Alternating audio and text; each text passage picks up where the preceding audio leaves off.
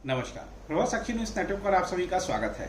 अमेरिकी राष्ट्रपति Donald Trump और रूसी राष्ट्रपति व्लादिमीर पुतिन की मुलाकात पर पूरी दुनिया की नजरें लगी हुई थी, क्योंकि बात सिर्फ रूस और यूक्रेन युद्ध की समाप्ति या संघर्ष विराम की नहीं थी, बल्कि जो रूस पर अमेरिका ने तमाम तरह के प्रतिबंध लगा रखे हैं उससे पूरी दुनिया पर जो असर पड़ रहा है उसकी भी थी।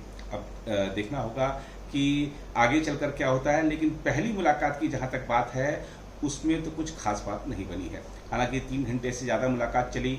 एक सकारात्मक बात ये रही कि सौहार्दपूर्ण जो मुलाकात थी, और जब अमेरिकी राष्ट्रपति डोनाल्ड ट्रंप ने रूस की राष्ट्रपति व्लादिमीर पुतिन की अगवानी की तो बड़ा ही सौहार्दपूर्ण माहौल दिख रहा था। दोनों नेता गर्मजोशी से मिले और बहुत अच्छे वातावरण में बात हुई। और बातचीत के बाद 3 घंटे जो बातचीत चली उसके बाद जब मीडिया से मिले दोनों नेता तो बातचीत को सकारात्मक बताया। हालांकि ये भी कहा कि अभी फिलहाल कुछ चीज़ें तय नहीं हुई है, लेकिन आगे का रास्ता जरूर खुला है। देखिए, अब माना जा रहा है कि जो अगली मुलाकात है वो मॉस्को में हो सकती है, क्योंकि रूसी राष्ट्रपति ने अमेरिकी राष्ट्रपति को मॉस्को आने का निमंत्रण दिया है। तो अब जो आज जो 3 घंटे जो वार्ता हुई है उसके बारे में जो डोनाल्ड ट्रंप हैं वो यूक्रेन के राष्ट्रपति वोलोदिमीर जेलेंस्की से बातचीत करेंगे, यूरोपीय नेताओं से बातचीत करेंगे, और सहमति कहाँ पर बनती है, कहाँ बन सकती है, ये उनको बताएंगे।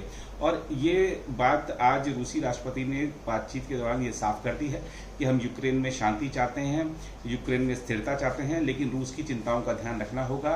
रूस की जो जायज चिंताएं हैं उन पे सबको ध्यान देना होगा। और उन्होंने ये भी कहा कि अगर डोनाल्ड ट्रंप 2022 में राष्ट्रपति होते तो शायद ये रूस यूक्रेन युद्ध ना होता। उन्होंने कहा कि जो पिछला जो कार्यकाल था अमेरिकी राष्ट्रपति का, जो हालांकि उन्होंने नाम नहीं लिया, लेकिन जो बाइडेन की तरफ इशारा था कि उस कार्यकाल के दौरान जिस तरीके से अमेरिका और रूस के रिश्ते बिगड़े वो नहीं होने चाहिए थे। लेकिन अब हम जो रूस और अमेरिका के बीच सीधा संवाद है और अब बातचीत सकारात्मक हुई है, ये माहौल में जो था वो अच्छा था। तो उनको लगा कि ये जो डोनाल्ड ट्रंप है, शायद जो वो कहते हैं कि हम हर जगह शांति की बात कर रहे हैं, शांति स्थापित करना चाहते हैं, तो शायद रूस यूक्रेन युद्ध को भी समाप्त कराने में या इस मुद्दे का जो दोनों के बीच जो द्वंद्व चल रहा है, संघर्ष चल रहा है, युद्ध चल रहा है, उसका कोई ना कोई समाधान निकालने में वो सफल होंगे। ऐसा कुछ प्रयासों में शायद हो सकता है। हालांकि जब डोनाल्ड ट्रंप अमेरिकी राष्ट्रपति पद का चुनाव लड़ रहे थे तब उन्होंने कहा था कि मैं तो 2 घंटे में फोन पर ही ये मुद्दा सुलझा दूंगा, लेकिन ऐसा हो नहीं सका। जनवरी में उन्होंने कार्यकाल संभाला था, अभी हम अगस्त में हैं, तो आप देखिए कि इतना लंबा समय हो गया है। वो हालांकि उन्होंने धमकियां दी, तमाम तरह के प्रतिबंध और बढ़ाए। जो रूस के समर्थक देश थे, जो रूस से जो चीज़ों को आयात कर रहे थे, चाहे तेल हो चाहे ऊर्जा के अन्य स्रोत हों, सब पर जो टैरिफ बढ़ाए, भारत भी उनमें से एक है। लेकिन ये सब जो टैक्टिक्स थे वो काम नहीं आए और सीधा बातचीत के लिए आना पड़ा। हालांकि बातचीत से पहले भी जो अमेरिकी राष्ट्रपति उन्होंने कहा था कि अगर सहमति नहीं बनी, बातचीत सही दिशा में आगे नहीं बढ़ रही होगी तो मैं बीच में वॉकआउट कर जाऊंगा। हालांकि बातचीत 3 घंटे तक चल गई, क्योंकि डोनाल्ड ट्रंप जिस तरीके से लगातार यूक्रेनी राष्ट्रपति का आपको ध्यान होगा, जब व्हाइट हाउस में एक तरह से उनके साथ उन्होंने दुर्व्यवहार ही कर दिया था, ऐसे ही कई और अन्य राष्ट्राध्यक्षों के साथ वो कर चुके हैं।